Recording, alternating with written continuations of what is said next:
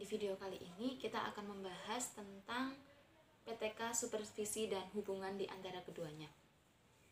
Sebelum kita lanjut, buat kalian yang belum nonton video sebelum ini, ditonton ya.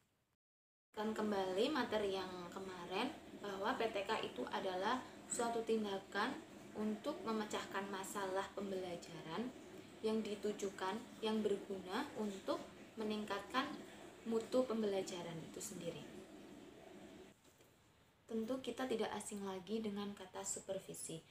Seringkali kita mendengar kata supervisi baik di lingkungan pendidikan, lingkungan pekerjaan, ataupun yang lainnya.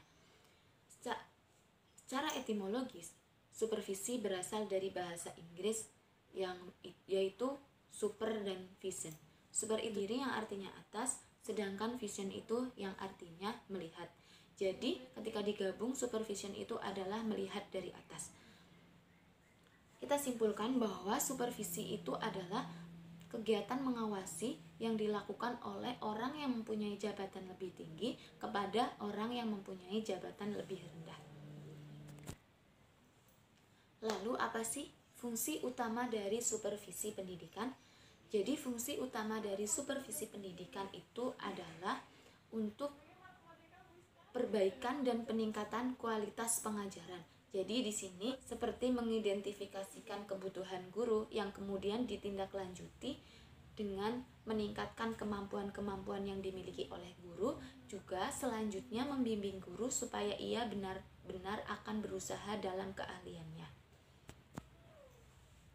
Kemudian jenis supervisi.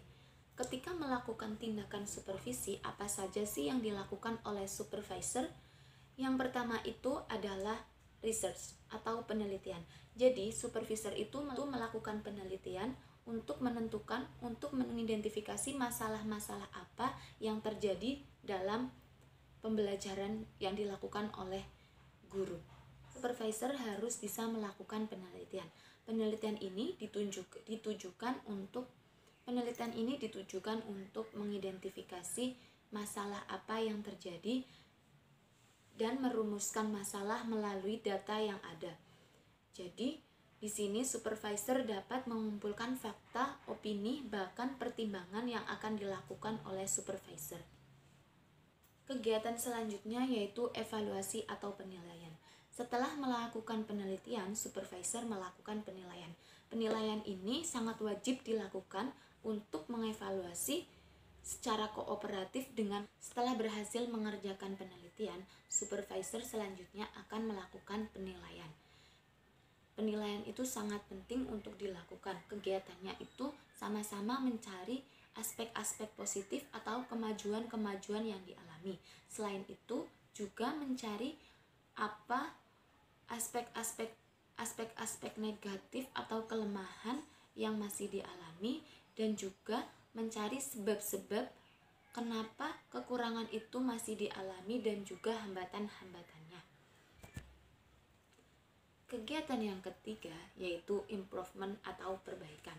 Setelah ini bertujuan untuk mendapatkan hasil yang lebih baik di depannya. Di dalam tahap ini diharapkan dapat mengatasi kekurangan-kekurangan atau hambatan yang masih dialami.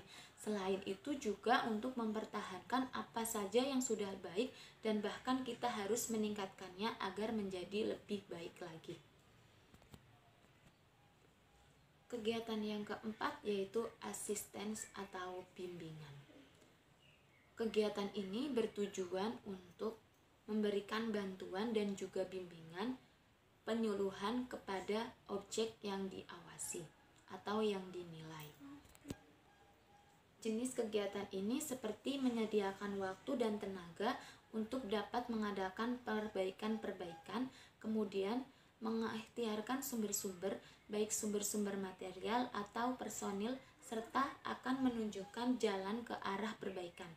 Kemudian memberi bimbingan atau penyuluhan ke arah perbaikan situasi masalah. Selanjutnya adalah cooperation atau kerjasama. Salah satu kegiatan supervisi ini merupakan menciptakan iklim kerjasama atau gotong royong antara supervisi dan pihak yang dinilai ataupun yang diawasi. Kegiatan ini bertujuan untuk membawa supervise ataupun orang yang diawasi menuju ke arah perbaikan sehingga lebih baik lagi dari sebelumnya.